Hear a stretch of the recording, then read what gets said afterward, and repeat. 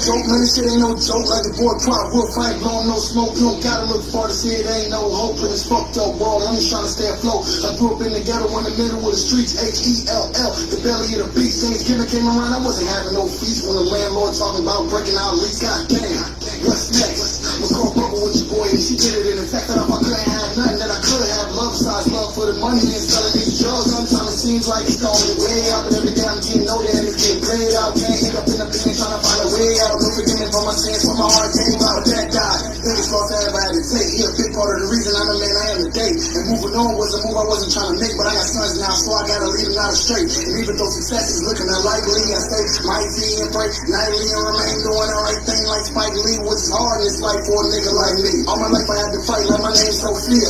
Always had heart and in my heart was no fear. Boy, I stayed in trouble, trouble always stay near. When you black in America, that's all you cold, yeah, I can't lie. Some days I wanna break down and cry. For me and my people is fighting to stay alive. Cause living ain't living when you living to survive. Guess we living in hell till the heavens arrive. Nah, I mean, what's like for a nigga like me? Like me, like me, like me. What's like for a nigga like me? Like me. What's like for a nigga like me? Like me. What's like for a nigga like me? What's like for a nigga like me? Great skies over here just isn't looking like me. But I try to do the right thing like Spike Lee. I talk to God, the one and almighty. Lord, please have mercy on me. Have mercy on me. Yeah, Lord, please have mercy on me. Have mercy on me. Have mercy on me. What's like in this life for a nigga like me? Every day I gotta fight my demons. Wake up, thank God I'm breathing. Cause all nightmares, America's dreaming. Trying to find a way to make it while surrounded by heathens. No stress long as I got a coat and I'm eating. I'm blessed and I know the most high is the reason. But my heart's bleeding, but my street is seeping. For all the things that I've been peeping. Type of shit made me say fucking and sleeping. Rocks while you were sleeping. During the evening, my brothers got gunned down over the weekend. Straight out in the streets left leaking. Laid out white sheep, I'm freezing. All lives gotta have more meaning than another nigga dead in the paper I'm reading. Baby mama bitching every time that she's speaking. Talking like she's gonna take the kids, she's leaving. Hurried up with kids that ended up in the deep end. Sink or swim, lose or win, chain or sin. Where does the change begin? And when does the bullshit end? Cause I wake up in the morning, gotta do it again. Go to sleep, go to work, and just do it again. Damn.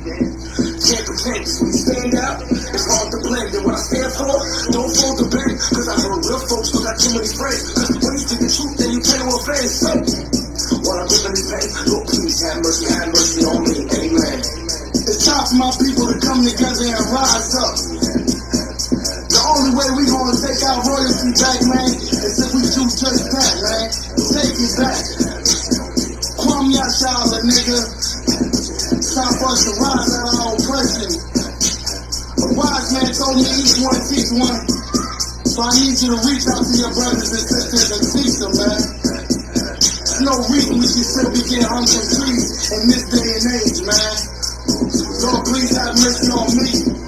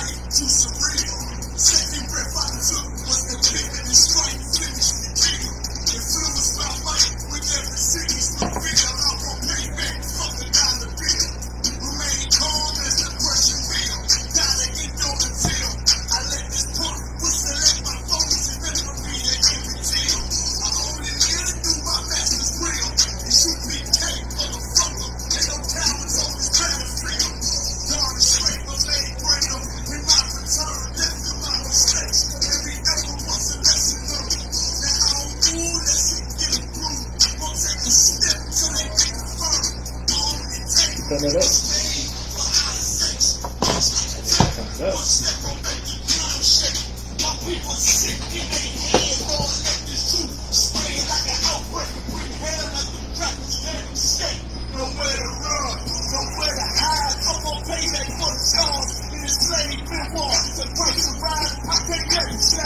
Ignore the lies. The only free will that's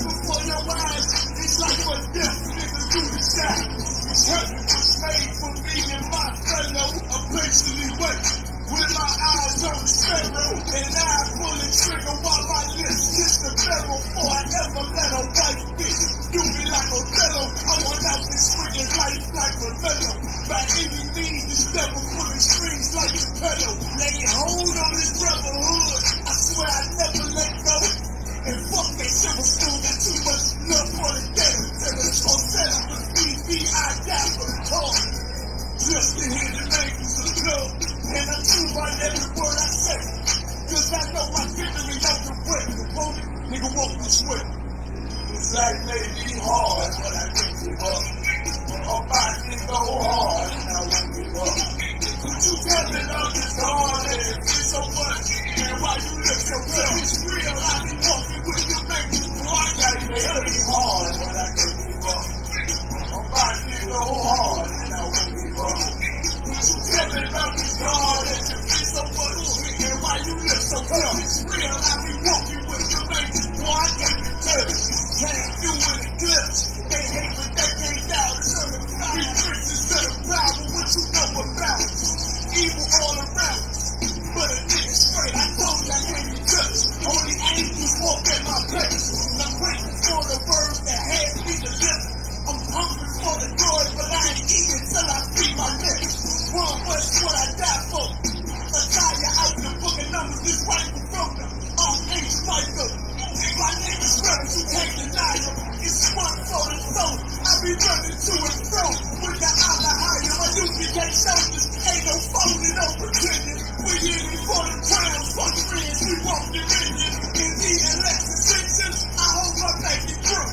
Give a damn what a bitch making. It's gonna be my nigga. Hey, Shalom Lord Christ Israel. This is Officer I.S.U.P.K.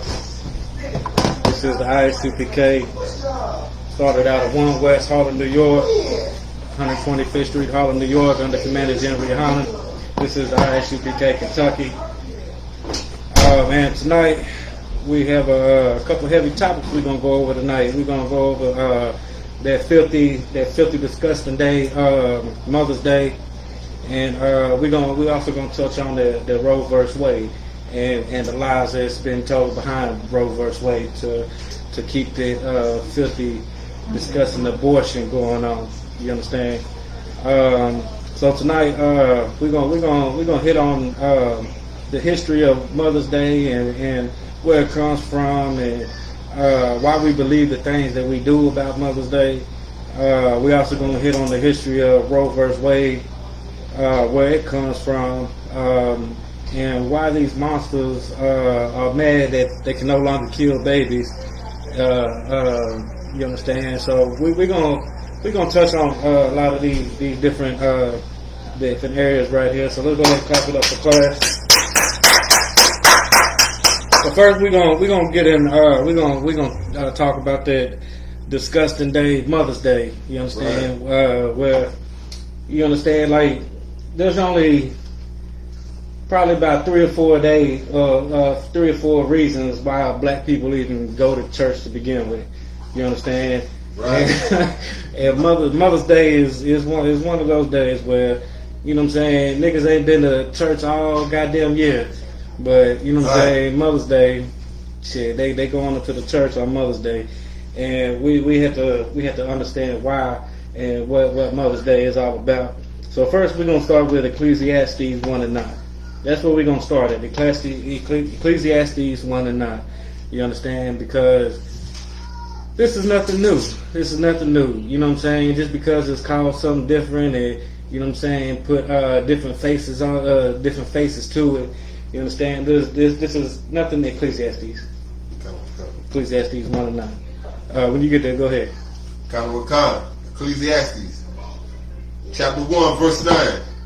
That thing that have been. Thing that have been, go ahead. It is that which shall be. It's the same thing which shall be. Go ahead. And that which is done. Everything that's done. Is that which shall be done. Is that which shall be done. Go ahead. And there is no new thing under the sun. Read that again. Verse 9. That thing that have been. It is that which shall be. And that which is done is that which shall be done. And there is no new thing under the sun. Read that last part one more time. And there is no new thing under the sun. There's nothing new under the sun. You understand? There's nothing new under the sun whatsoever. So, I mean, they were celebrating Mother's Day back in the Egyptian, Babylonian, Roman, Greek, all those different kingdoms. They were celebrating Mother's Day. You understand? Just because it wasn't necessarily called Mother's Day, it's the same. It's the same ceremonies, the same celebrations, the same basic. The same basic just behind what Mother's Day is. Right. You understand? Now, the origins of the month May was named after a Greek and Roman earth goddess named Maya, M-A-I-A. That's why they even put Mother's Day in the month of May, because the month of May is even named after a Roman and Greek goddess. You understand? Which is a woman. Now, this particular Greek goddess who was associated with fertility and growth. You understand? So basically, it was a fertility god. You know, give birth. But nowhere in this does it talk about a man. You understand? Right. So that's why Christians always go with Mary didn't have sex. You understand? Just to always discredit that man. You understand? Let's go to that first article that I sent you. This is the reason why Mother's Day is even in the month of May, is because the whole month of May is named after Roman and Greek goddess named Maya. I'm a Magna Mater. I'm gonna look that up real quick. I'm gonna read that to you. Magna Mater. This is also another Greek mother goddess. You understand? This is Magna Mater. Yeah, go to that one. Magna Mater. A mother goddess is a goddess who represents and personified deification of motherhood, fertility, creation, destruction, or the earth goddess who embodies the bounty of the earth or nature. You understand? So that's how you even get this whole Mother Nature. You understand? How they like to say that Africa is the motherland because everything comes from Africa or whatever the hell they say. You understand? That's where all these terms come from. Mother Nature, Mother Africa, Mother Church. We're gonna get into that too. Mother Church. That's another term that Christianity uses. We're gonna get into that too. But whenever you get to that article, go ahead and start reading. Great Mother of the gods, ancient deity. Great Mother of the gods, also called Sabeli. Hold on, so like it. Now, also this mother goddess, this Magna Mater, this is also another reason that we celebrate Mother's Day. You know what I'm saying? And all these guys. Again, what the scriptures say, there's nothing new under the sun. You know what I'm saying? There's nothing new under the sun whatsoever. Go ahead. Great Mother of the gods, also called Sabeli, Sabibi, or Agditis. Those are just all other names that it went by through all the different through the different cultures and stuff like that. Go ahead. Ancient Oriental and Greco-Roman deity. But make no mistake, all them same names is the exact same person. It's the exact same person. Go ahead. Known by a variety of local names. The name Sabel or Sabibi predominates in Greek and Roman literature from about the 5th century BC onward. Her full official Roman name was Mata Diom Magna Idea. Magna Mater. That's what I just read. Mother Goddess. Go ahead. Great Idea, Mother of the Gods. Mother of the Gods. Now, this is why the woman is so celebrated. Why them blackity black, you know what I'm saying, Negroes like to say the black woman is God. Right. You know how Kemet they say, or Right. all they say the black woman is God, and all these different races come through the black woman, right? Right. And supposedly the black woman doesn't even need a man to have a child. They still believe that nonsense. You understand? So what I do to kill all that, especially if I'm talking to a black woman, you know what I'm saying, who says she's a God, and you know what I'm saying, I ask two questions. I said, what type of God bleeds 7 days out of a month? And then I say, well, if you can have a child without a man, and all different races come from the black woman, I tell the black woman to have me a Chinese baby. Right. You understand? Okay, well, if all life comes through you, and you can have a child without a man, well, have a Chinese baby right now. Right. You understand? And it kills everything. Because one, you can't answer what type of God bleeds 7 days out of a month. Right. You understand? No, I mean, I don't know any God that will bleed 7 days out of a month. Or any God that will put that, you know what I'm saying, put that on them to bleed 7 days out of a month. Right. And then just the sheer nonsense of saying you can have a child without a man, and you know what I'm saying, all different races come through the black woman. You understand? It's like, okay, well, black woman, have me a Chinese baby right now. Right. You're a God. You can make the pop it out right now. Right. You understand? We don't need 9 months. You're a guy. Pop it out. You know what I'm saying? Kills everything. But you know what I'm saying? That's where all this the blackity blacks like to get the black woman as God and all that bullshit. It's like all that nonsense. You know what I'm saying? Because even in the garden, what the serpent tell Eve? You bite this apple, you will be as a God. You understand? So they've been tricking the black woman since the beginning of time with her being a God. That's right. And they, again, what the scriptures say, nothing new under the sun. Right. There's nothing new under the sun. So they keep continuing to trick these black women that saying that they're a God. Well, if you're a God, why are you in the same predicament as your black man or your Hispanic man? You know what I'm saying? You went through slavery just like we did. If you're a God, you could have, you know what I'm saying? Could have got through all that. You know what I'm saying? That would have just been a black man going through slavery. If you're a God, what you put yourself through slavery for, God? Right. You understand? Right. It makes absolutely no sense. And black women since the beginning of time have been tricked with, you're a God. Right. No, black woman, you're not a God. You're not gonna hear that BS come out of no black or Hispanic man in here in the I.S.U.P.K. We're not gonna cater to you. We're not gonna tell you that you're a God because you are not. That's right. You're too simple to be a God. That's because you can be tricked. Like you can be tricked. Like straight up, what kind of big God can be tricked? Right. What kind of God is so gullible to believe every goddamn thing that you hear?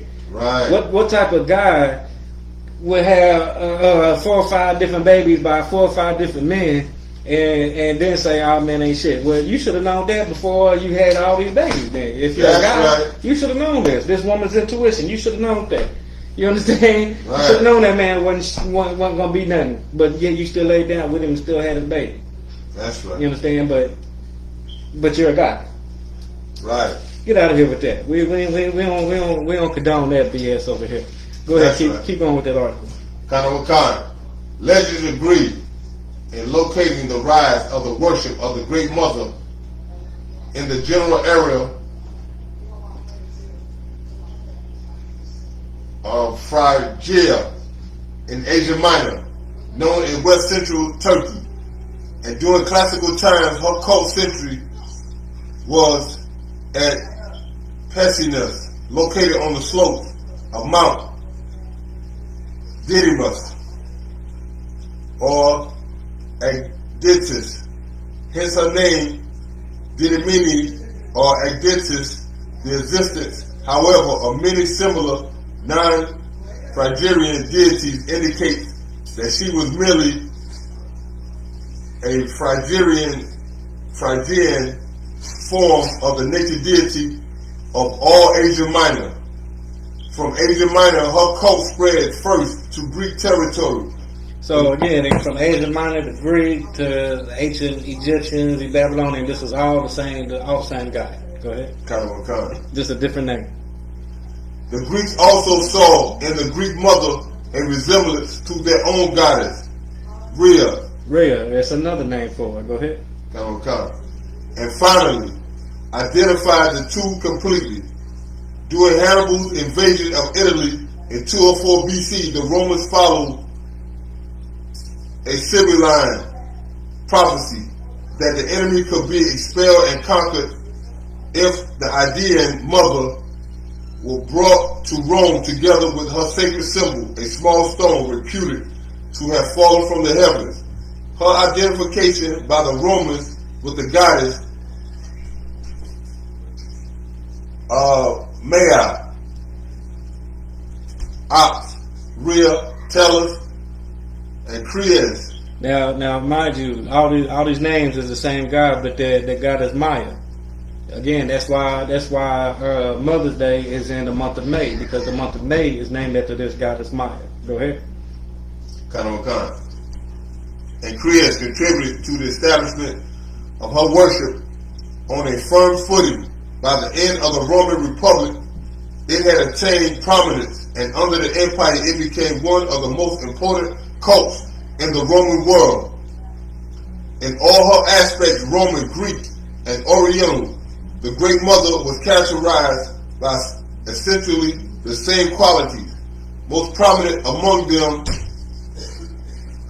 was her universal motherhood. Was the universal motherhood. See, this is why the woman is so worshipped. You know what I'm saying? Because of this nonsense right here. Because you know what I'm saying. These we call the niggas simps today. You know what I'm saying? Because we just say these weak cowards of men. You know, you understand? Wanna also be. What does it say? Cowards. They cowards. You understand? To even think that anything like that would be true. You understand? What it say? Let's say the motherhood, the universal motherhood. You understand? Like that just makes entirely no sense. Go ahead. Most prominent among them. And also to note too that the ancient Egyptians, they had 365 gods. They had all the, you know what I'm saying, the same gods that ancient Egyptians worship also was in Greek, Rome, Babylon, and there's the same ones that they are worshipped here in America today. Go ahead. Most prominent among them was her universal motherhood. She was a great parent, not only of gods but also of human beings and beasts. So not only of gods, but also humans and beasts. You understand? So that is why Christianity was able to say that Mary had sex with the Most High, and you know what I'm saying? That's how, which you know what I'm saying, just cut Joseph all the way up the scenario. You understand? Like this is where the whole, you know, understand, like the Immaculate Conception and all that come from right here. Go ahead. She was called the Mountain Mother, and special emphasis was placed on her maternity over wild nature. This was manifested. So not only is she having gods, but she's also having humans and beasts as well. Like this is a you know what I'm saying? Like really, this is what we're going with. Go ahead. This was manifested by the orgiastic character of her worship, her mythical attendants, the Corbantes, were wild, half demonic beings. Her priests, the Galli, castrated themselves on entering her service. They castrated themselves on entering her service. So basically, instead of having sex with the woman, they just cut themselves off so they didn't have sex with no women. Go ahead. So like I said, if I may, from what I done read so far, it just sounded like they just did any and everything upon worshiping the woman.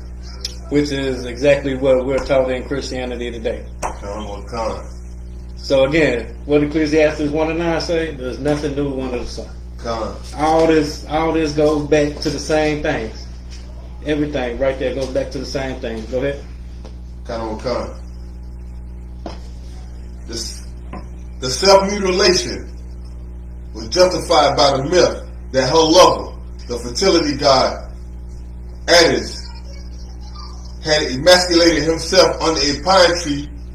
Now this is a fertility guy. You know what I'm saying? This is a man that who emasculated himself under a pine tree. Go ahead. Well, he bled to death. You know what I'm saying? So instead of actually having sex with the woman to create a child, a being, they castrated themselves. Now, what type of man will willingly castrate themselves? Unless, I mean, we got plenty of them today in today's time. You know what I'm saying? That whole ABC people, you know what I'm saying? They'll castrate themselves. You understand? So that's what we was dealing with back then too. A bunch of ABC people. You know what I'm saying? A bunch of LBGT people. The T's to be specific. what David Chappelle say? Them T's. Them T's hate his goddamn guts. Well, hey, them T's gonna hate me too. That's disgusting. Go ahead. At Sabeli's annual festival, March 15th through the 27th, a pine tree was cut and brought to her shrine, where it was honored as a god and adorned with violence, considered to have sprung from the blood of I.S.U.P.K. On March 24th, the day of blood, her chief priest, the Archigalius, drew blood from his arm and offered it to her to the music of cymbals, drums, and flutes, while the lower clergy whirled madly and slashed themselves to bespatter the altar and sacred pine with their blood. On March 27th, the silver statue of the goddess with the sacred stone set in his head was borne in procession and bathed in the Alamo, a tributary to the tribal river. Sabelli Ecastic rites were at home and fully comprehensible in Asia, but they were too frenzied for Europeans farther west. Roman citizens were at first forbidden to take part in the ceremonies, a ban that was not removed until the time of the empire. Though her cult sometimes existed by itself, in its fully developed state, the worship of the Great Mother was accompanied by that of Attis. The Great Mother was especially prominent in the art of the empire. She usually appears with mural, crown, and veil, seated on the throne or in a chariot drawn by two lions. In some accounts, the lions were originally Atlanta and Hippomenes. Mother Goddess figures are found in almost every ancient religion, but these figures who were usually on goddess of fertility, reproduction in general, should not be confused with the Great Mother of the gods, who was regarded as the great giver of life to gods, human beings, and beasts alike. So now, with all that being said, you understand, all these goddesses and Mother God, all this goes back to ancient time. So now drop that and give me Exodus 20 and 3. Exodus 20 and 3. Let's go there. Because what we have to understand is, again, there's nothing that we read in Ecclesiastes 1 and 9. There's nothing new under the sun. So when you celebrating these holidays that this oppressor gave you to celebrate, at least know what the hell you celebrating. You understand? That's right. Because you're celebrating some demonic pagan worship that has nothing to do with the Most High or the Bible or just us as a culture. It has nothing to do with us. Right. Go ahead whenever you get there. Exodus chapter 20 verse 3. Thou shalt have no other gods before me. Say that again. Verse 3. Thou shalt have no other gods before me. Let's celebrate Mother's Day and worship her as a god. Thou shalt have no other gods before me. Every was the second Sunday in the month of May, which is also named after the Greek goddess named Maya. We should celebrate our mothers as their gods. Thou shalt have no other gods before me. Thou shalt have no other gods before me. You understand? And that's what we fail to realize when we celebrate all these pagan holidays that's been given to us by this oppressor, that we are celebrating gods that have nothing to do with the Most High, and that angers the Most High. You understand? Because Right. God is a jealous guy. You know what I'm saying? He only wants Israel to serve Him. You know what I'm saying? He doesn't want us out here celebrating Mother's Day, Father's Right. Day, birthdays, and all that, which would give you self worship. Right. You understand? Go ahead, drop that, and go to that next article that I gave you about Mother's Day. Okay. And that's exactly what Mother's Day is. It's serving a woman as she's God. You understand? Right. That's telling the black woman that, hey, you're a God, and I'm gonna worship you. You know what I'm Right. saying? I don't say nothing else to you all year long, but on this day, I love you. I'm gonna give you flowers. I'm gonna give you, you know what I'm saying, all this other stuff. I'm a complete monster and don't do nothing that you raised me to do. But on this day, I love you dearly. You understand? Which makes no goddamn sense. Right. You understand? Because I'm pretty sure your mama didn't raise you to be a drug addict. Your mama That's didn't right. raise you to be a gangster. Your mama That's didn't raise right. you to shoot people.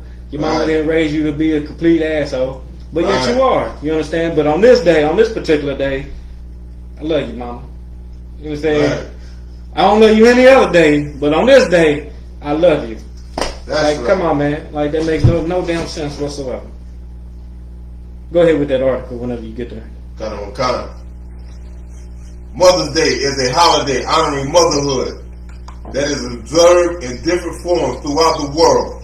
In the United States, Mother's Day 2020 will occur on Sunday, May 8th. Sunday, May 8th. You know what I'm saying? On Sunday, May 8th, nobody's been to church all year. Right. You ain't been to church all year long. But on May 8th, niggas gonna go to church on May 8th. That's right. Ain't been to church all year. But May 8th, you going to church. Right.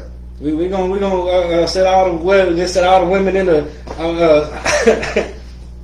set all the women in the front. Right. You understand? All these old women got them big ass hats on. You understand? It's a nice fashion show because everybody got their Sunday best on. Right. You understand? They probably just went Saturday and got them a nice little outfit to go to church on Sunday morning That's with right. mama. You understand? All the children do like a little performance and take their mamas and grandmamas a rose and all that and make them feel all special.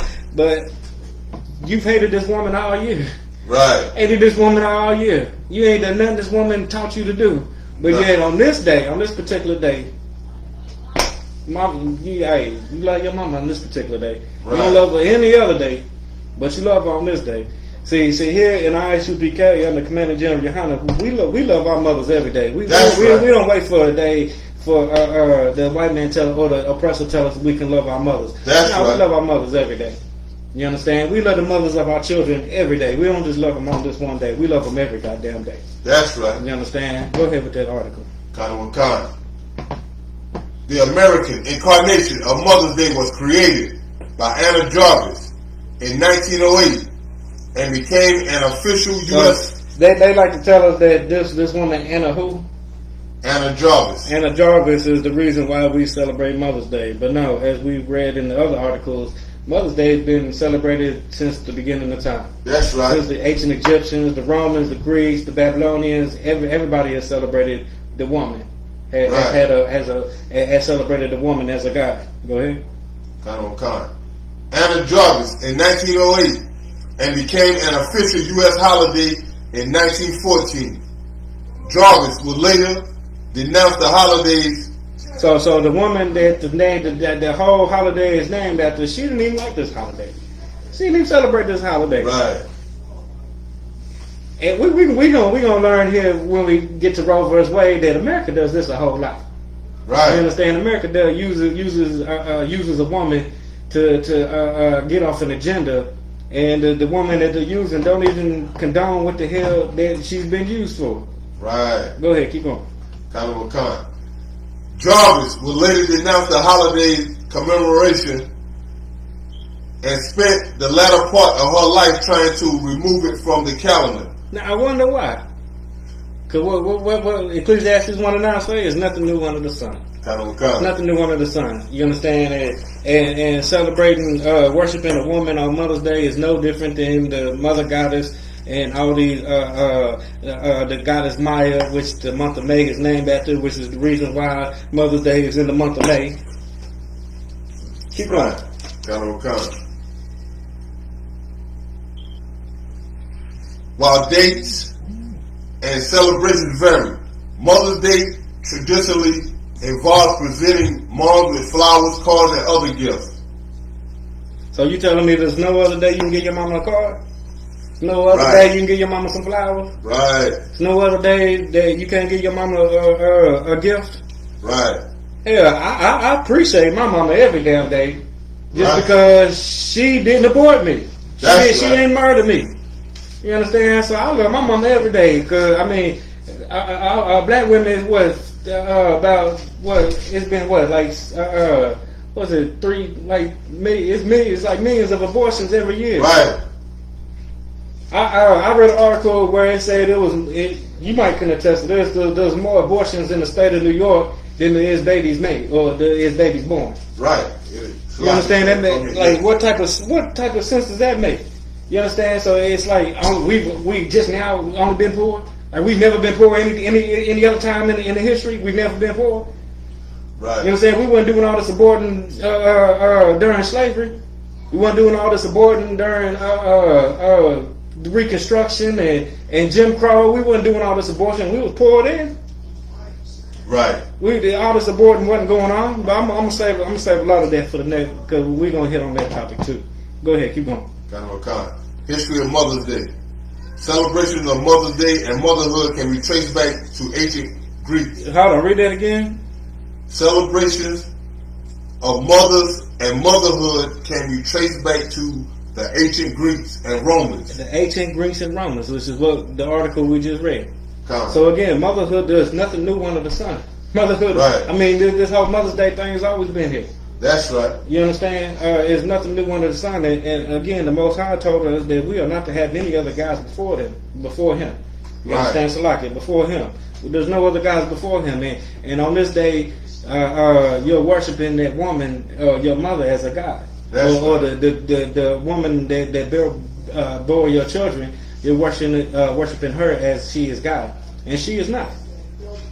You understand? My mother don't even call me no more for Mother's Day. At first she used to call me like, you didn't call me today. Nope, I sure didn't. Right. You understand? You know why I didn't call you. You understand? I ain't call you all week just for this very reason why you wouldn't call me today, but you did. She don't even call me no more. Like she don't even call me no more. My rib, she don't even expect a happy Mother's Right. Day, none of that no more. Right. Like at first she'd be like, well, I can't get a mother. No, you can't at all. No. Right. No Mother's Day's nothing. Before you got in that coat, hey, whatever. It's still no happy mother, none of that shit. Right. We ain't doing nothing. I ain't getting you nothing. I ain't telling you Happy Mother's Day. None of that. You want to be mad? Okay, you can be mad by yourself. I don't care. Right. I still love you, but shit, I'm not That's gonna right. tell you no Happy Mother's Day. I'm not gonna worship you as your guy, because you are not. That's right. You understand? The Bible say the man is more precious than fire and gold. Right. Bitch, I'm the prize. That's right. I'm not saying don't worship me, but I'm the prize Yeah. in this situation. No, you are not the prize here. That's You right. understand? I love you to death, but all this Mother's Day, we ain't gonna worship you as your God, because you're not. That's right. I'm gonna tell you, I'm gonna teach you what you need to know, not Right. what you want to hear. Right. Keep going. Kind of a con. Who held festivals in honor of the mother goddess, Rhea and Cybele. But the clearest modern precedent for Mother's Day is the early Christian festival known as Mothering Sunday. Known as Mothering Sunday. Do you know what that term means? Salaki said, if I may, like a nurturing mother, I put it on. Like I said at the beginning of the class, that niggas only go to church a couple days out of, you know what I'm saying, for a couple reasons out of the year. It's probably like 3 or 4 reasons. You understand? Mother's Day being one, Christmas being another, Easter being another, and we'll say funerals as another. You understand? So it's about 4 reasons why black people niggas even go to church. You know what I'm saying? Mother's Day is one of those reasons. Now, when you're a child, your mother takes you to your home church, which is your mother church. But then, you know what I'm saying, you get older, you venture out and you go to other churches, right? But on Mother's Day, you go back to your mother's church. Where you started at. On Christmas, you go back to that mother church where your mother goes where you started at. You understand? So that's what the mother and Sunday is. You understand? You go back to your original church.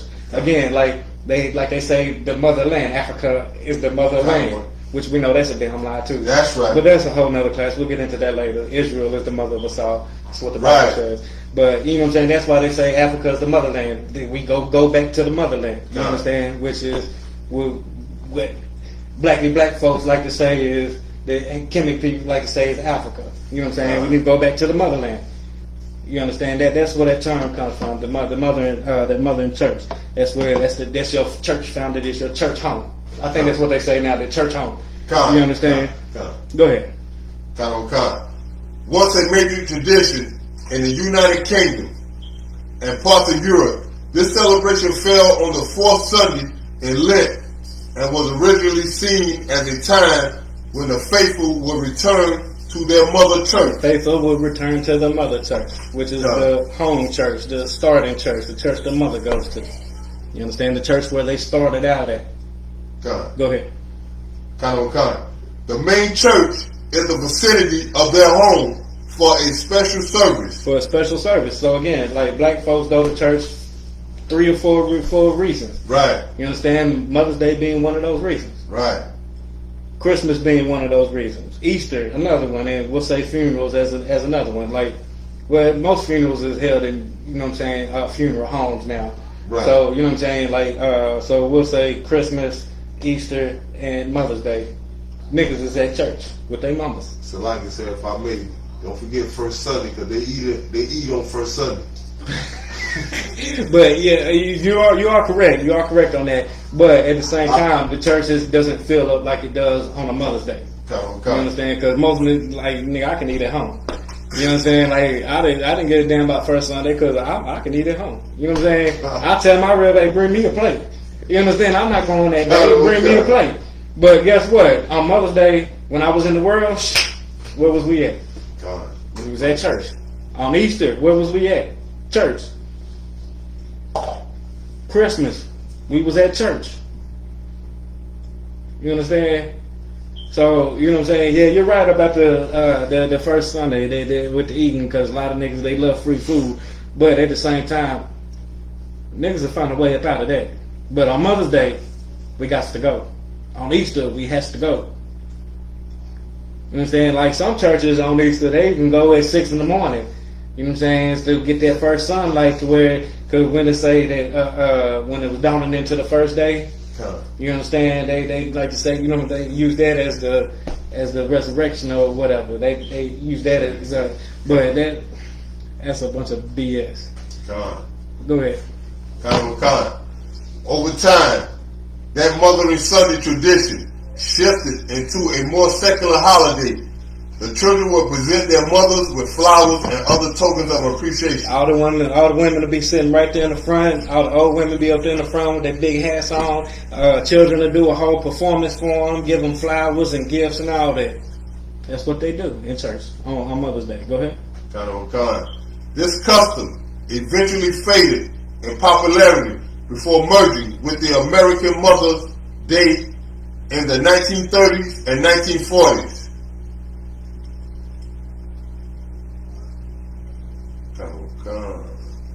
They say the origins of Mother's Day as celebrated in the United States dates back to the 19th century. In the years before the Civil War, Ann Reeves Jarvis of West Virginia helped start Mother's Day work clubs to teach local women how to properly care for their children. These clubs later became a unifying force in a region of the country still divided over the Civil War. In 1868, Jarvis organized Mother's Friendship Day, at which mothers gathered with former Union and Confederate soldiers to promote reconciliation. Another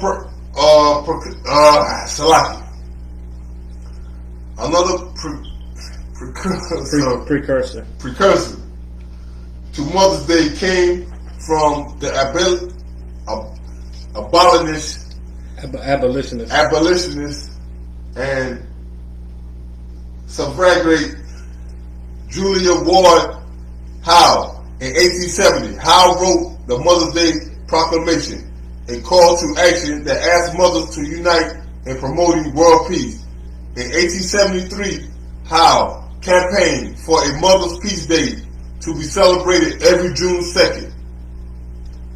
Other early Mother's Day pioneers included Juliet Calhoun Blakely, a temperance activist who inspired a local Mother's Day in Albion, Michigan. In the 1870s, the duo of Mary Towsless Sassoon and Frank Herring, meanwhile, both worked to organize a Mother's Day in the late 19th and early 20th century. Some even call Herring the father of Mother's Day. Yeah, the irony in that. You understand? We call everything else the motherhood, motherland, mother church, mother this. Right. But yet she's the father of the Mother's Day. The irony in that. Right. Go ahead. Kind of a con. Anna Jarvis turns Mother's Day into a national holiday. The official Mother's Day holiday arose in 1900 as a result of efforts of Anna Jarvis, daughter of Anna Reeves Jarvis. Following her mother's 1905 death, Anna Jarvis conceived of Mother's Day as a way of honoring the sacrifices mothers made for their children. After gaining financial... No, you're right. After gaining financial backing from a Philadelphia department store owner named John Wanamaker, in May 1908, she organized the first official Mother's Day celebration at a Methodist church in Grafton, West Virginia. That same day also saw thousands of people attend Mother's Day event at one of Wanamaker's retail store in Philadelphia. Following the success of her first Mother's Day, Jarvis, who remained unmarried and childless her whole life, resolved to see her holiday added to the national calendar, arguing that American holidays were biased towards male achievements. She started a massive letter writing campaign to newspapers and prominent politicians, urging the adoption of a special day honoring motherhood. By 1912, many states, towns, and churches had adopted Mother's Day as an annual holiday, and Jarvis had established the Mother's Day International Association to help promote her cause. Her persistence paid off in 1914 when President Woodrow Wilson signed a measure officially establishing the second Sunday in May as Mother's Day. Jarvis declares commercialized Mother's Day. Anna Jarvis had originally conceived of Mother's Day as a day of personal celebration between mothers and families.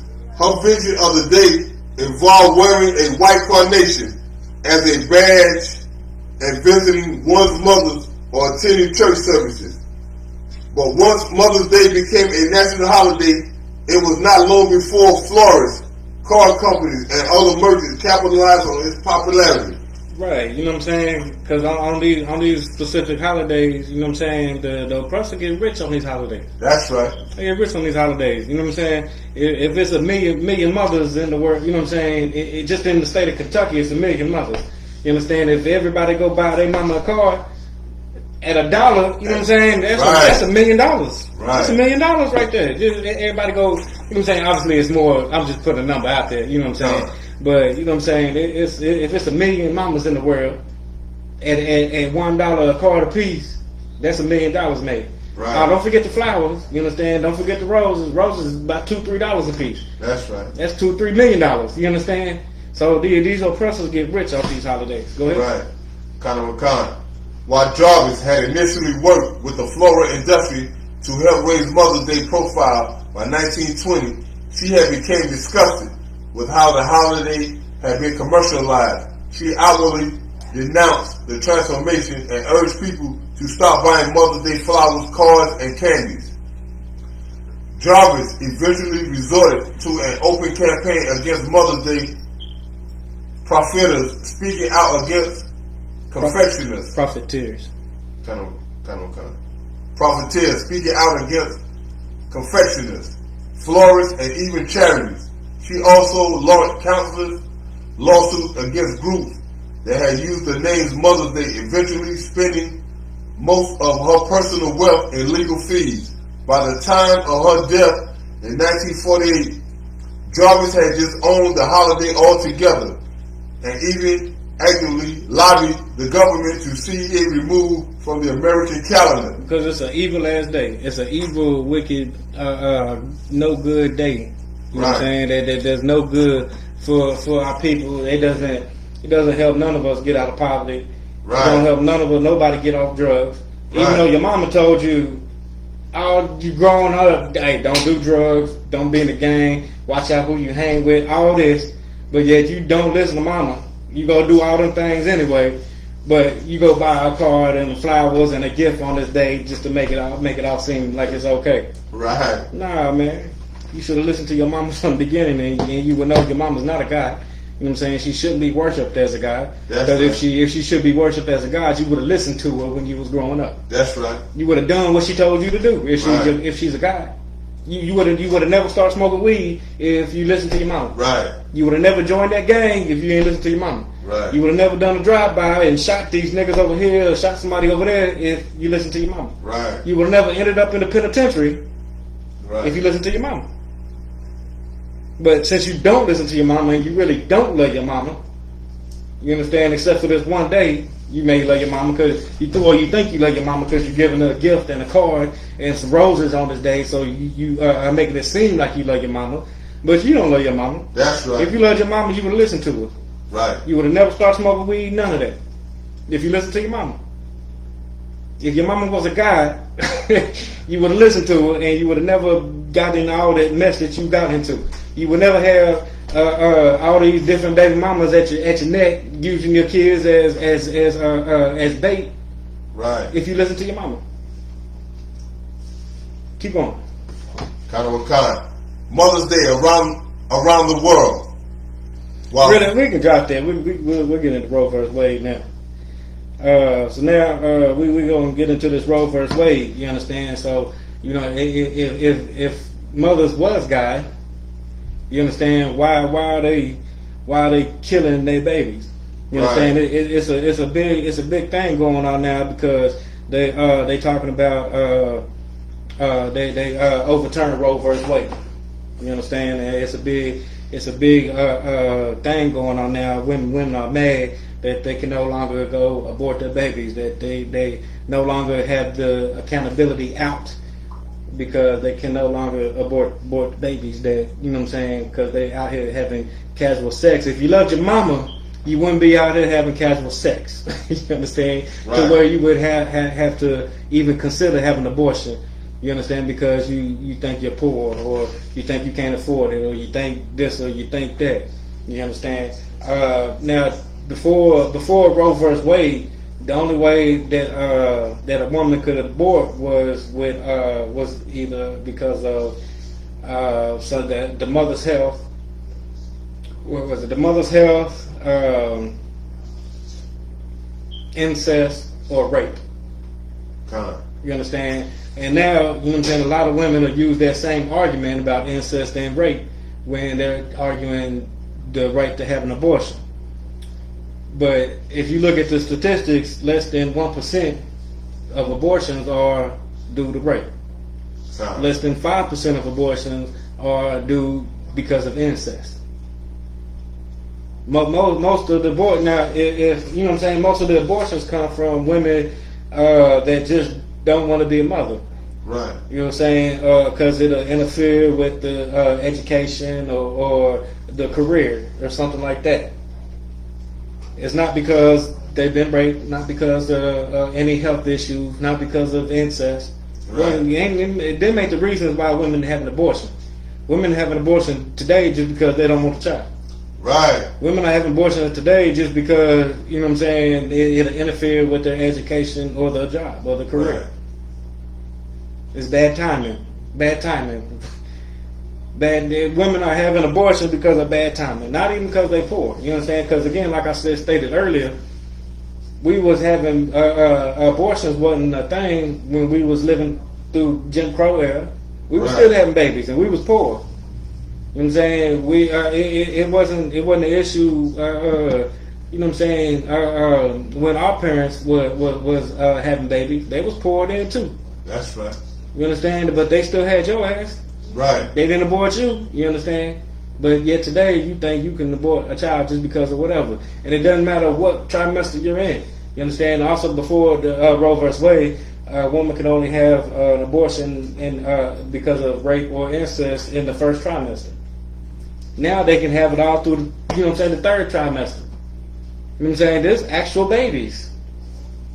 You understand? Now, also, let's say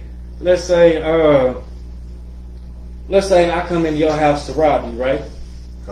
And your wife is pregnant, and I kill you and your wife who's pregnant, and the baby also dies.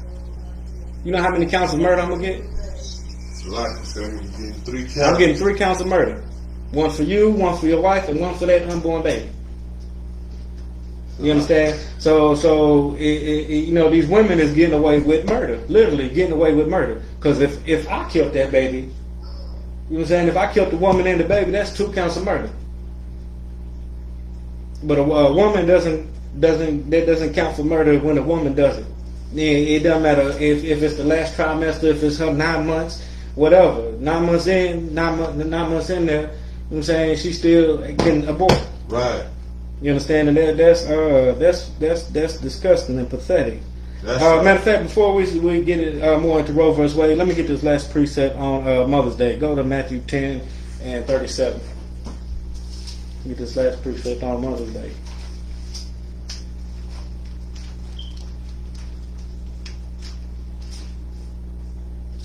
Matthew 10 and 37. Matthew chapter 10, verse 37. He that loveth father or mother he that loveth his father or his mother. You know what I'm saying? If you out here celebrating Father's Day or Mother's Day, if you love your father or your mother, go ahead.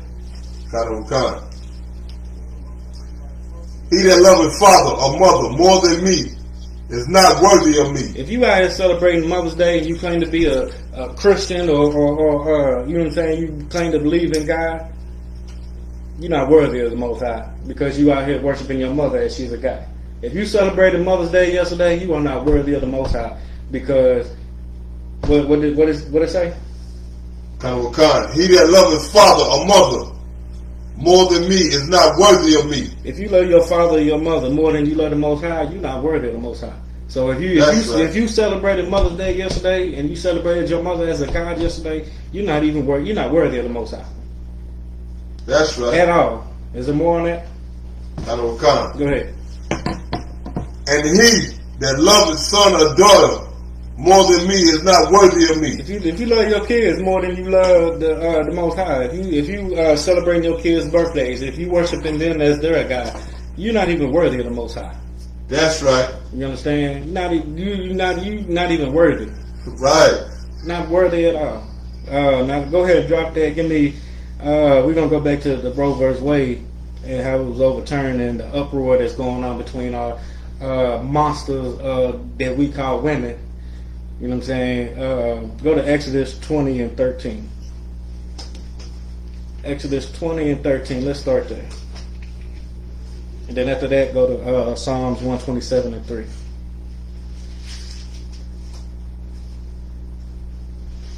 Because the funny part is the same women that are for abortions, the same women that probably had 2 or 3 abortions, they demanded to be, you know what I'm saying, celebrated as a mother yesterday. That's right. Disgusting, bitch. That's Go ahead. Exodus chapter 20, verse 13. Thou shalt not kill. God damn it, say that one more time. Thou shalt not kill. Let them know where you at. Exodus chapter 20, verse 13. Thou shalt not kill. Thou shalt not kill.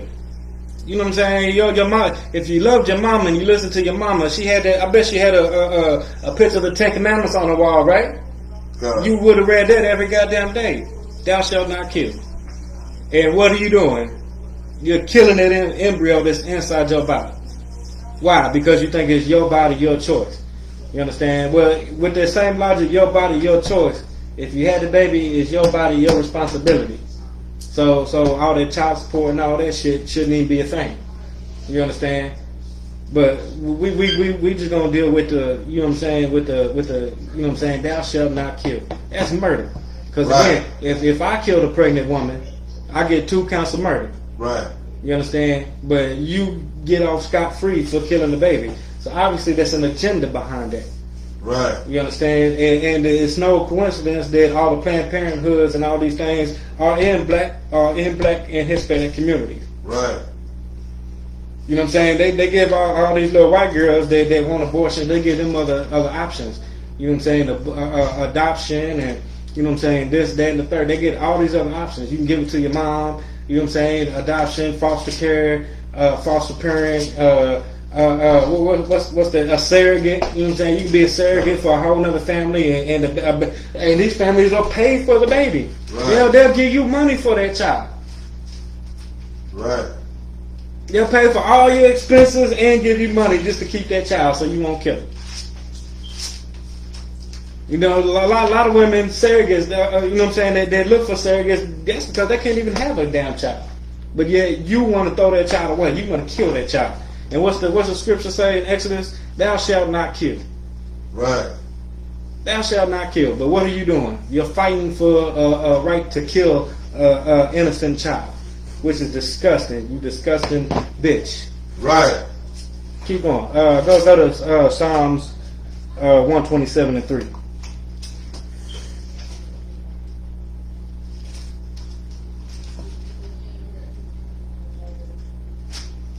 Go to Psalms 127 and 3. Cause shit, I was like it. Cause I know a couple sisters that had abortions. You know what I'm saying, and maybe has had a child too, and they demanded to be, you know what I'm saying, respected and you know what I'm saying, celebrated yesterday on Mother's Day. When bitch, you've had 2-3 abortions, you're a murderer. You are a murderer. Lock it, sir. If I may. Go ahead. I ain't saying no name. I know a lady had 6 kids and 5 abortions. I know her. I bet she demanded to be celebrated yesterday on Mother's Day too, didn't she? I don't know that part, sir. Salaki, sir. If I may, I don't know that part, but I'm quite sure that whoever told her Mother's Day yesterday, she stuck her chest out. Yeah. I know she stuck her chest out. She was proud. She was proud. Yeah. Like, yeah, I'm a good mother. Yeah. Bitch, you've had 5 abortions. 5. You are a monster. Man, I was watching this one video. I don't remember if it was like it was Real Housewives. It was a little clip. I think it was Real Housewives of Atlanta or something. And the woman just had an abortion, and she was telling the group how she just had an abortion, and it was twins. And another lady in the background was like, "Damn, that's double homicide." And she's correct. That is double homicide. That's right. You know what I'm saying? And the woman that was saying that she wanted to get mad and be all emotional about it. Well, bitch, that is double homicide. You are a murderer. You are a murderer. Keep going. Psalms 127. Psalms 127, verse 3. Lo, children are the heritage of the Most High. Children are the inheritance of the Most High. Man, if you get pregnant, that is a gift from the Most High. That's right. That's a gift from the Most High. Whether you was raped or not, that's still a gift from the Most High. You never know what that baby could be. That baby could be the one that get us out of this. You know what I'm saying? That make that Christ gonna return. Like, yeah, it's time for me to come back and get my people. You never know what that child is for. That child may cure cancer. You understand? That child may cure anything. You know what I'm saying? Heart disease. Right. That child may be the one that gets the remedy that cures heart disease or brain disease or something like that. Right. You know what I'm saying? You never know what that child is. That's a gift from the Most High. Keep going. Come. And the fruit of the womb is his reward. The fruit of the womb is his reward. That's a reward. Right. You understand? The child is a gift. Is a reward. That's not a burden. You understand? If you doing what it takes to have that child, you should be able to. You know what I'm saying? You should be able to do what it takes to keep that child. If you can't do what it takes to keep that child, then you shouldn't be doing what it takes to have a child. You understand? Because what America and the Christian church and Mother's Day teaches women that they have no accountability. They're not accountable for nothing. You understand? But when you say something about child support, is it takes two to tango. Well, it only takes one to abort. You understand? You don't have to have a man's permission to abort. You can just go abort. You understand? So that if you out there just having casual sex, doing what it takes, you know what I'm saying, to have a child, then you should be held accountable if you get pregnant. You shouldn't be able to go and kill that child, because a man doesn't get that same that same luxury. Right. Because like women say, it take two to tango. You know what I'm saying? And you can run his whole goddamn life and put him on child support, even though he told you he didn't want the child. Right. Or any of that. You know what I'm saying? He doesn't get that same out. You understand? He doesn't get to murder that child. Which, even if he did, he's a disgusting coward and a sick bastard. And you know what I'm saying? Which is the same as the woman. But at the same time, you know what I'm saying? There's no women are taught to be non-accountable for nothing. Right. They don't have to hold accountability for anything. And that's you know what I'm saying? We want to worship them as a god. No, bitch, you're not a god. That's right. You're a disgusting bitch. Right. What you got? I have a Salaki said, if I could, what you bringing out of real heaven, I had a precept there. Go along. Come on with it. Isaiah chapter 49, verse 15. Can a woman forget her suckling child, that she should not have compassion on the son of her womb? Yea. Hold on, we're gonna break that down. Go back up to the top. So like I said, if I may, go where you was at. Yeah, just go back up to the top. Can a woman forget her suckling child? Can a woman forget her suckling child? Because when a child come out the womb, it's supposed to suck on the, you know what I'm saying, on the breast to get the nutrients and feed, like so it can grow healthy and grow up. Right. Go ahead. Kind. We was gonna go there next anyway, but I'm glad you brought that out. That she should not have compassion. That she should not have compassion. Because should she not love that child that is in her womb? Should she not let that child that's in her womb have a chance at life? Keep going. Kind. Yea, they may forget, yet will I not forget thee. Now the woman may forget. The woman will definitely forget that compassion, because right now with the overturn of Roe vs. Wade, these women are mad as hell that they can no longer abort their child. But guess who's not going to forget them child that these sick bitches are aborting? That's right. The Most High is not going to forget these children. The Most High is not going to forget that you are sick, disgusting bitch, and you aborted 3, 4, 5 different babies. Right. Most High is not going to forget that. And bitch, I know you ain't forgot that neither. You ain't forgot it neither. You know That's what I'm saying? I know that eats at your ass every day, and it should. And it should. The Most High ain't gonna forget them children that you aborted, even though you forgot them. Right. The Most High ain't gonna forget that. You don't have to answer for that. Right. Was that it on that? Kind of kind. All right, good. That was heavy. That was good. You know what I'm saying? Nice precept you brought out right there, because it do go right on topic. You understand? Most High ain't gonna forget these babies that y'all think you had the right to abort. That's Instead of fighting for a right to abort, fight for a reason to keep that child. Right. You understand? You out there doing what it takes to have that child, man. Fight for a reason to keep that child. That's right. Hold yourself accountable. Right. If you don't, you know what I'm saying? You shouldn't be out there having sex, doing what you know it takes to have a child. Right. If you're not willing to keep that goddamn child. Right. Go to that article I sent you about the Roe vs. Wade. You understand? Because these women is mad that they can no longer kill their innocent, defenseless babies in the womb. You understand? These babies ain't did nothing to you. They didn't even ask to be there, matter of fact. Right. They didn't ask to be there. You know what I'm saying? But you, being the disgusting bitch that you are, right? You understand? You put no accountability on yourself, so now you can just go kill off your responsibilities. Right. Which, you know what I'm saying? That's disgusting and evil as hell. That's evil as hell. Go ahead whenever you get there. Kind of kind. This is Roe versus Wade. Facts of the case.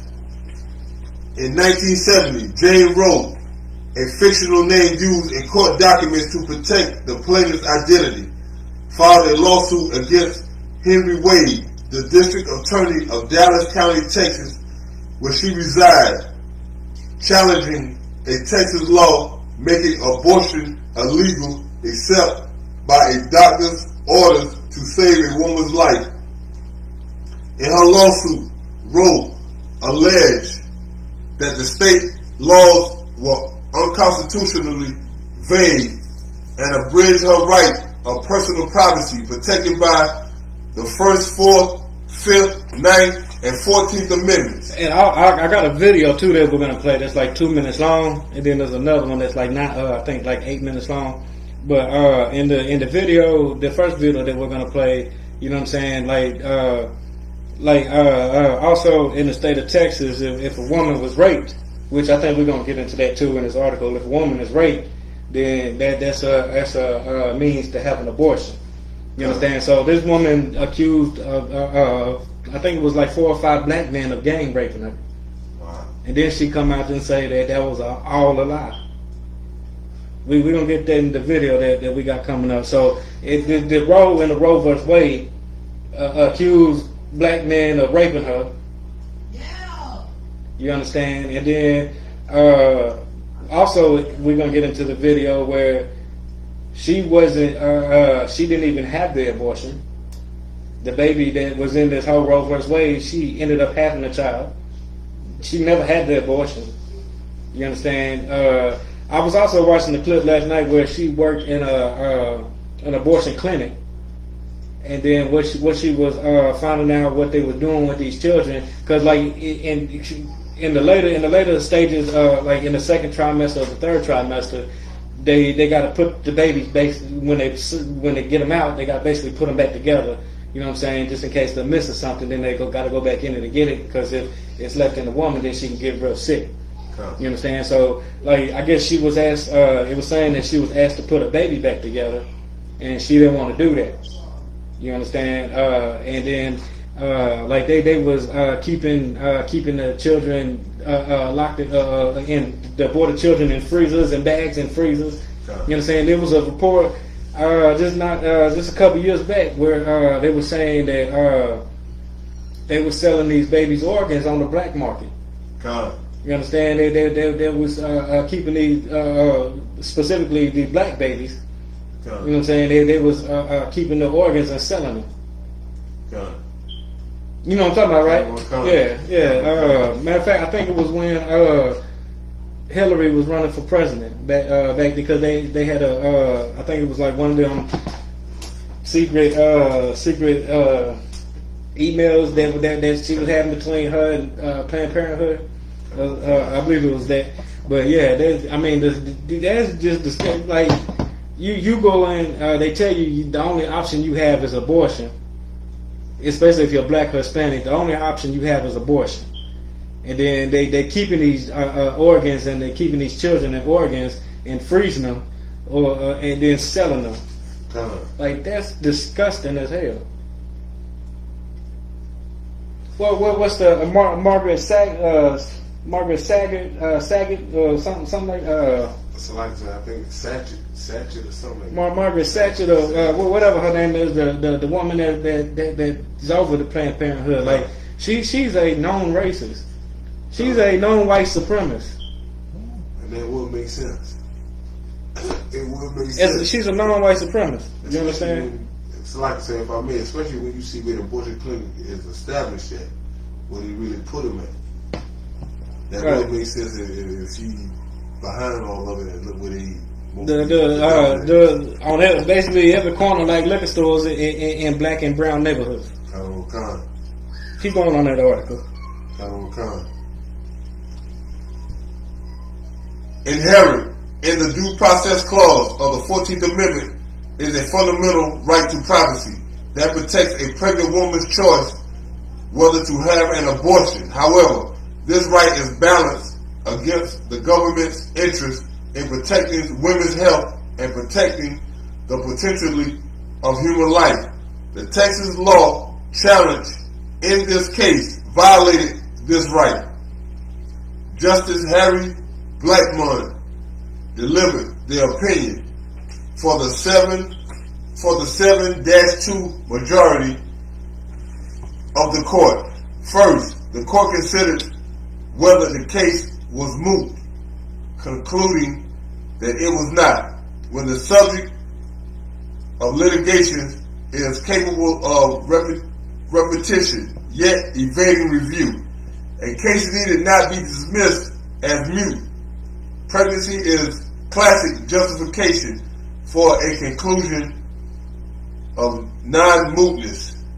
The Due Process Clause of the 14th Amendment protects against state action, the right to privacy, and a woman's right to choose to have an abortion. A woman's right to choose. You understand? Let's stop there for a second. A woman's right to choose. Well, shouldn't the choice come before you lay down and get pregnant? Gone. So you made your choice when you laid down to have unprotected sex. Come. You made that choice already. You already made that choice. Because again, if I killed you and you're pregnant, I get 2 accounts of murder. Gone. You understand? So if you kill the baby yourself, that's not murder. Somebody need to chime in and make that make sense, Facebook. I know you disgusting ass women is on here, and y'all hate everything that I'm saying right now. So go ahead and get into the message. You know what I'm saying? The comment section and make it make sense. Right. Go ahead. Con. A state law that broadly prohibits abortion without respect to the stage of pregnancy or other interests violates that right. Although the state has legitimate interest in protecting the health of pregnant women and the potentiality of human life. So again, the major reason why women are getting abortion is not because of health issues, not because of rape, and it's not because of incest. It's because they simply do not want to have a child. Right. It's going to interfere with school or the job, or they had got pregnant by a man that they know is not going to be there. Right. So where is your accountability at, woman? You disgusting bitch. Where is your accountability at? That's right. Keep going. Con. If you're gonna be out here doing what it takes to have a goddamn baby, you should be able to take care of that goddamn baby, even if, you know what I'm saying, even if you don't want it. Well, give it up for adoption. Right. You know what I'm saying? There's brothers here in the I.S.U.P.K. that's taking on children That's that right. wasn't wanted. That's right. It is. I think it's a couple. One was in Texas and one in I think in Atlanta. It's a couple different. You know what I'm saying? Take it to your nearest I.S.U.P.K. school and drop the baby off there. That's right. If you don't, as long as it's a black or Hispanic, let me be clear, black or Hispanic babies. You know what I'm saying? Don't bring no little devil ass kids to you know what I'm saying? You can go drop them off at the fire station. You understand? Right. Or one of them little spots where you can go, you know what I'm saying, drop off the baby that you don't want, you know what I'm saying, if it's a devil baby. But a black or Hispanic baby, go and find your nearest I.S.U.P.K. school. I guarantee you, somebody will love that child. Somebody will raise that child, and you won't have to have nothing to do with it. We're not going to ask you for no child support, none of that. Go ahead and drop that child off at your nearest I.S.U.P.K. as long as it's black or Hispanic. Right.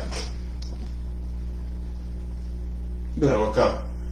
Although the state has legitimate interest in protecting the health of pregnant women and the potentially of human life, the relative weight of each of these interests varies over the course of pregnancy, and the law must account for this variability.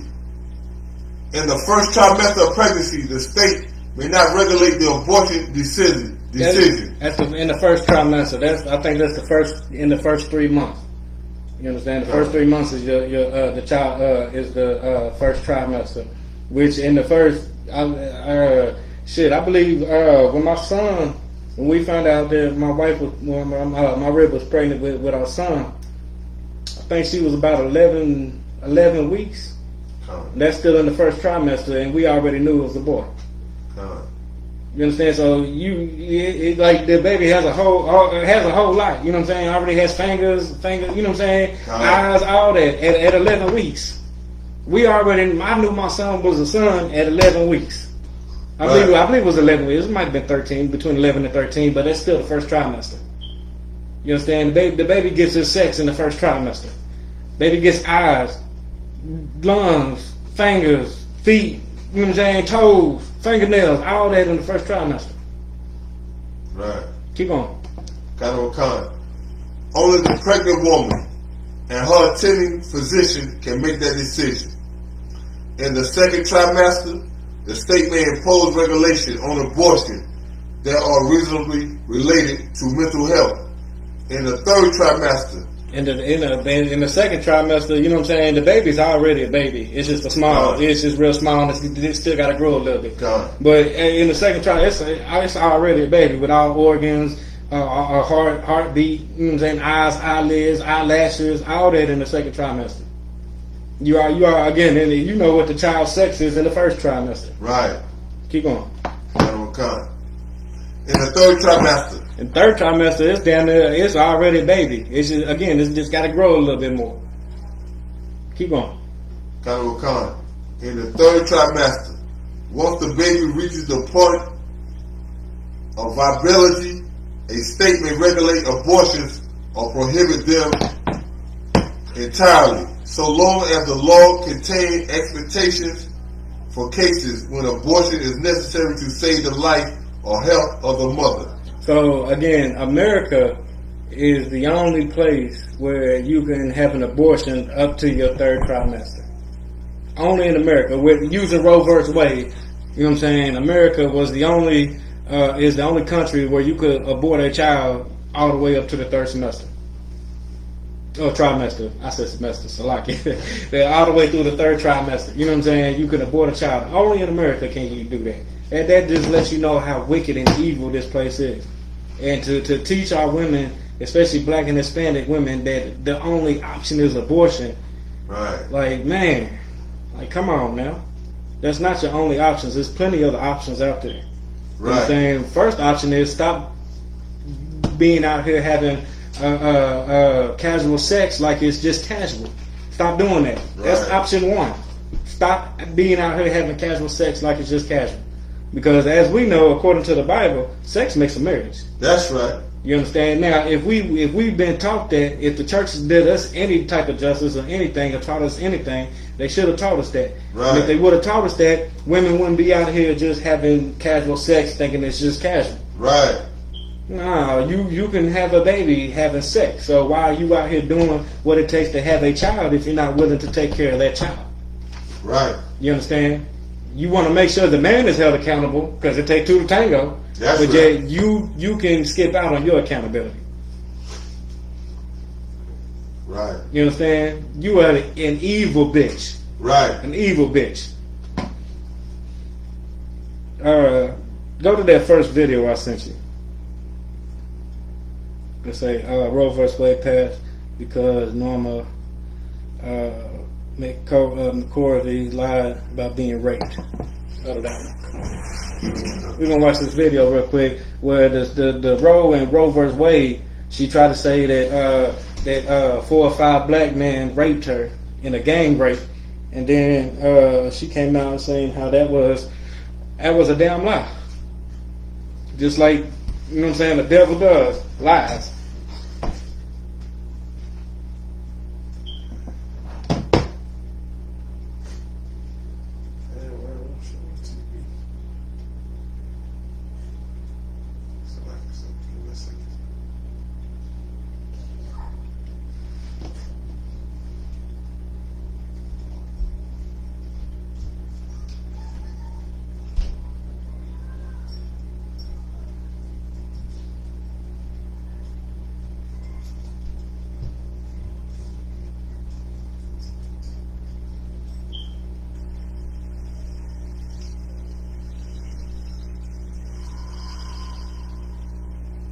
You get it?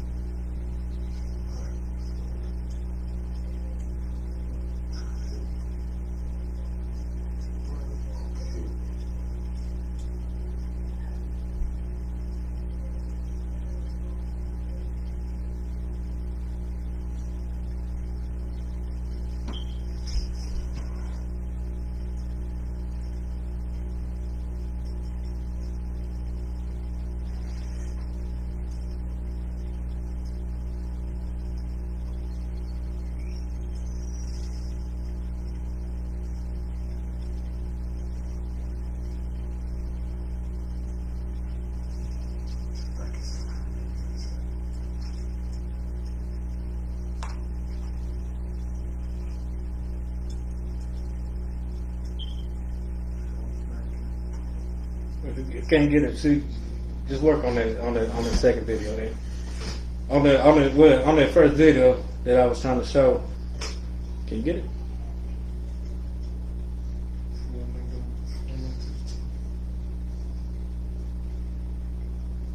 Want me to the video?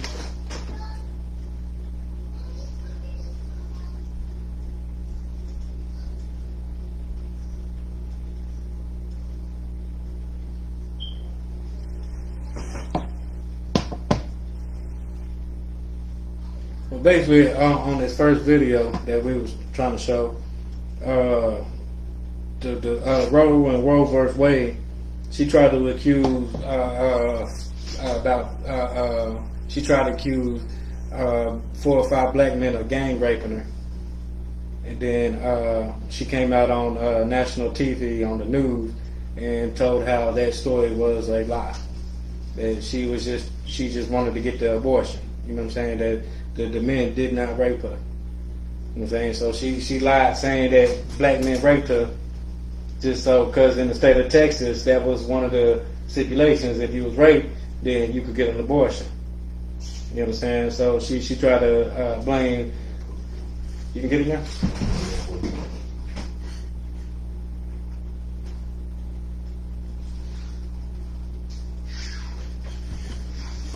The title is.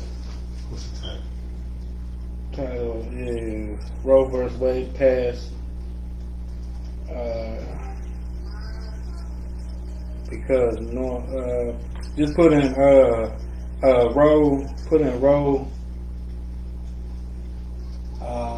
lied. Let's see what comes up.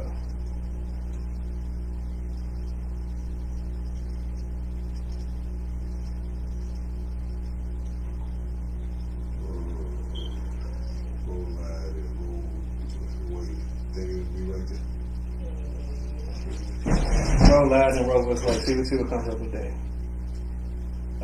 Go over. Hold on. Oh, that one is. The video is only like 2 minutes. I think it was like 2 minutes. I type in the actual video. What's the title of it? Roe versus Wade was passed because Norma McCorvey lied about being raped.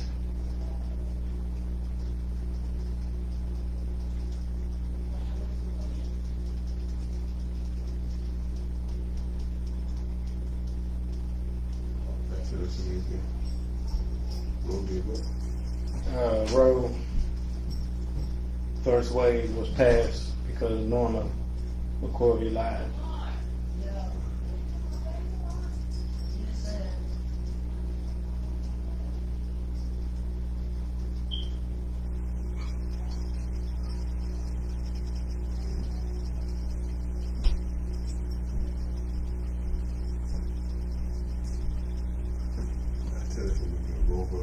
What passed was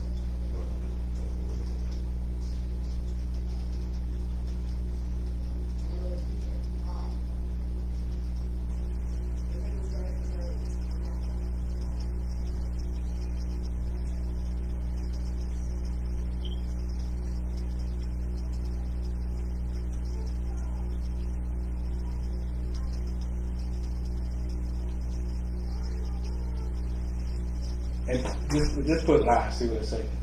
We can't get it, don't worry about it.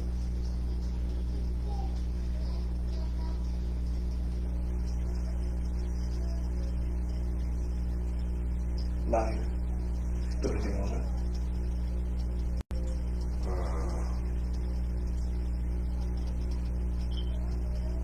Put about rape. Lying about rape. Okay.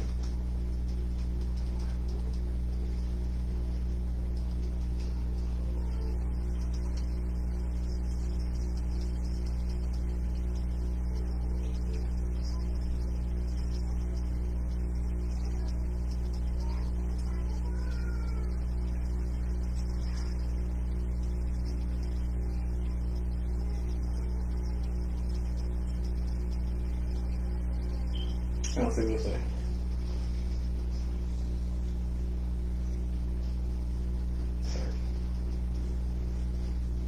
Right there. That first one.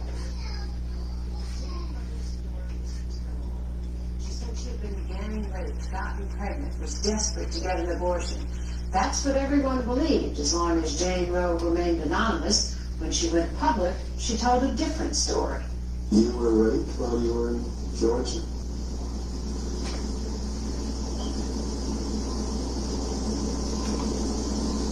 No, it wasn't. You were not? This is the woman that was in Roe versus Wade. This was the woman that was in that trial. Are in the books and so forth are not true? Yes, yes. They're not true. Right. And it turned out that lying wasn't the only embarrassment this darling of the pro-choice forces presented. In her personal treatise published last year, Norma McCorvey told the story of her somewhat sordid life. Then she still adamantly supported abortion.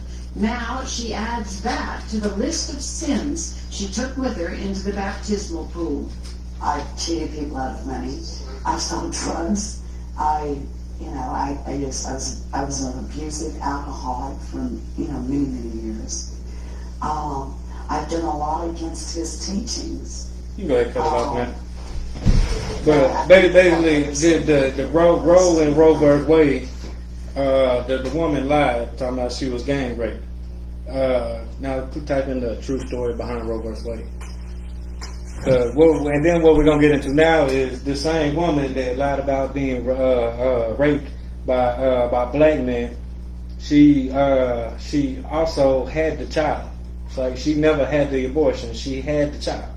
And then, like she was saying, she still worked in the abortion clinics, but she got the video I was watching yesterday, which we don't have time to play today.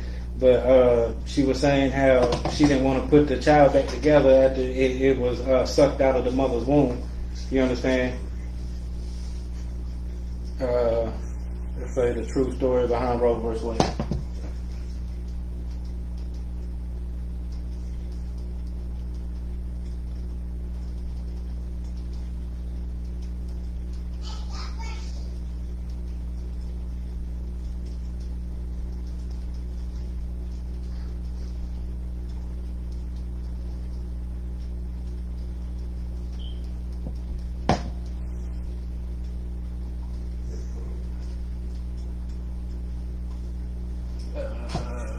Click on the shortest one. Click on that one.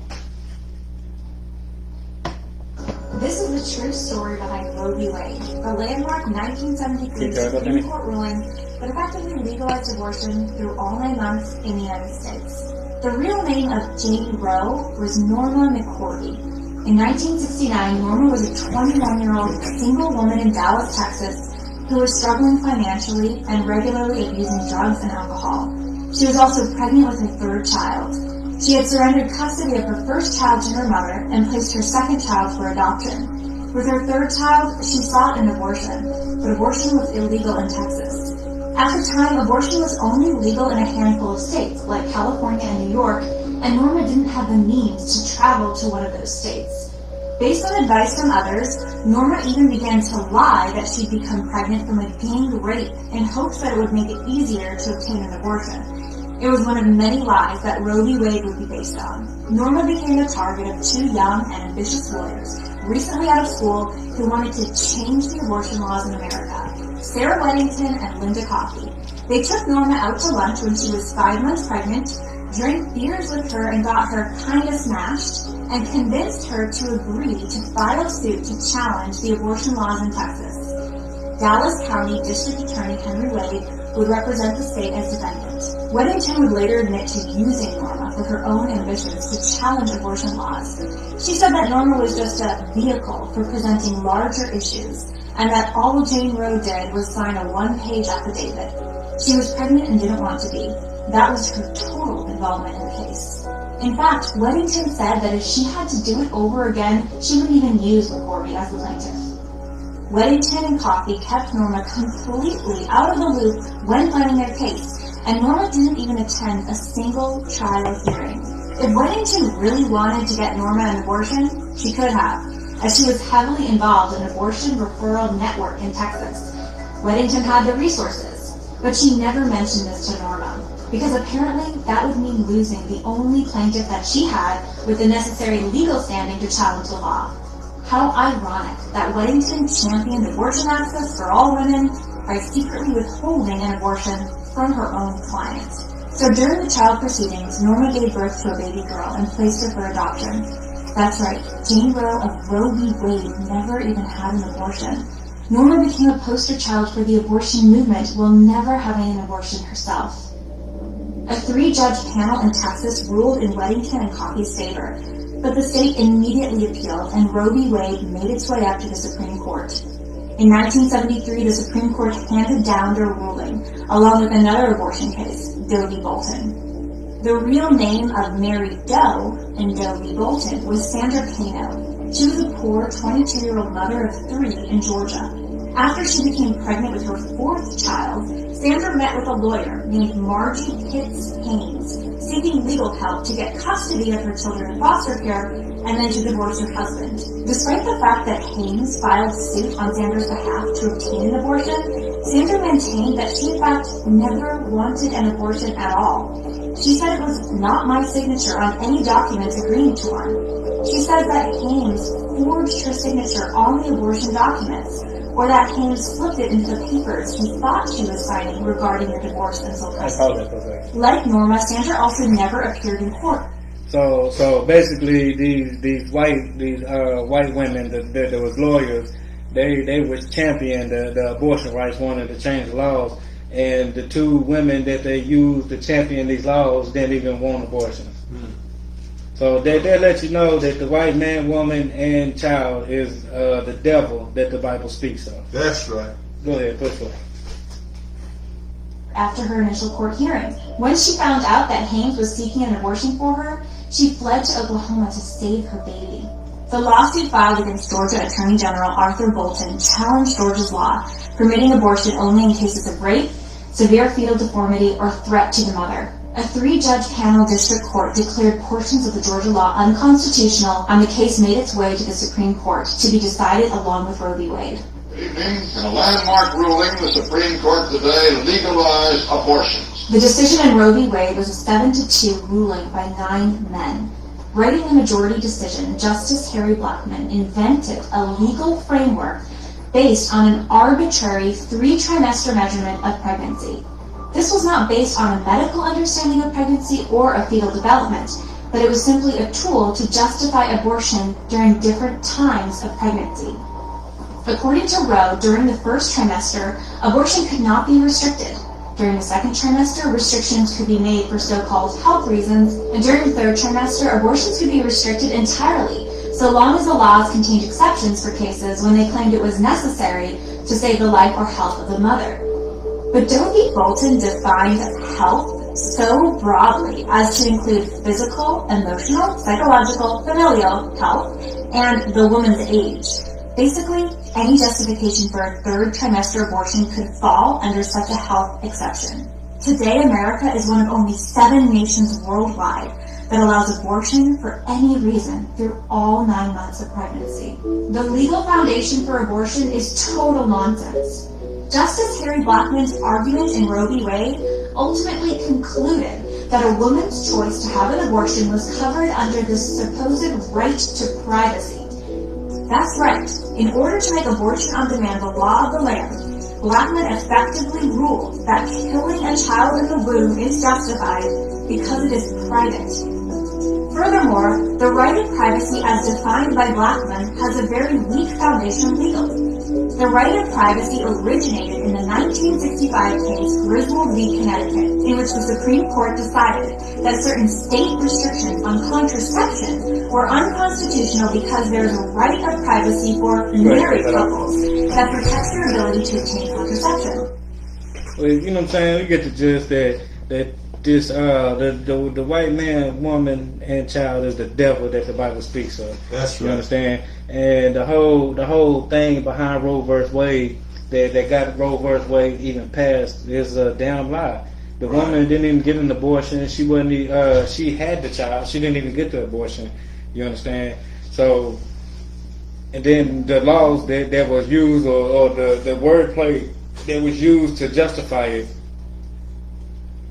it's like so broadly.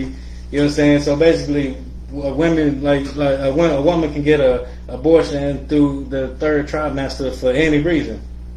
Emotional, like we know these women are unstable creatures, and emotions are high when they pregnant. You know what I'm saying? So for any reason they want to have an abortion, they could basically have an abortion, not because of any health issue, not because of rape, not because of incest or anything like that. Deformity of the child, mother's health. These ain't the reasons why abortions are being had today.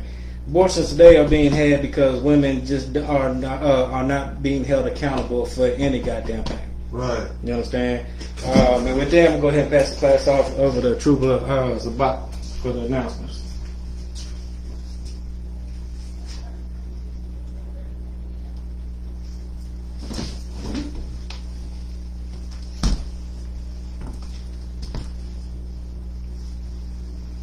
I.S.U.P.K. security announcements. We are the I.S.U.P.K. started out of 1 West, 125th Street, Harlem, New York. Rule for new brother and sister. When a new brother or sister comes into the school, they are off limits for 6 months. They are to be saluted only. They are here to shed themselves of the world.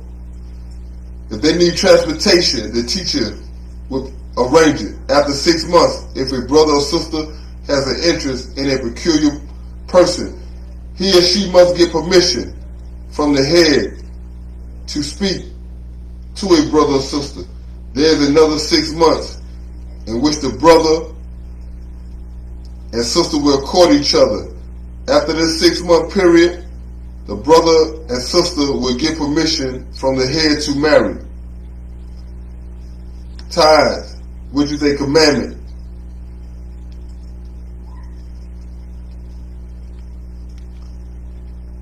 Numbers 18:21, Malachi 3:8-10 means 10th in Hebrew.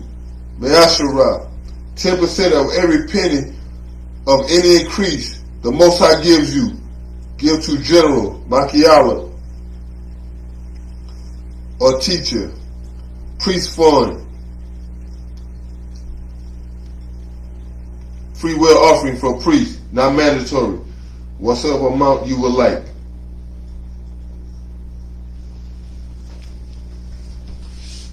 Imagine. Imagine Shabbat. Imagine.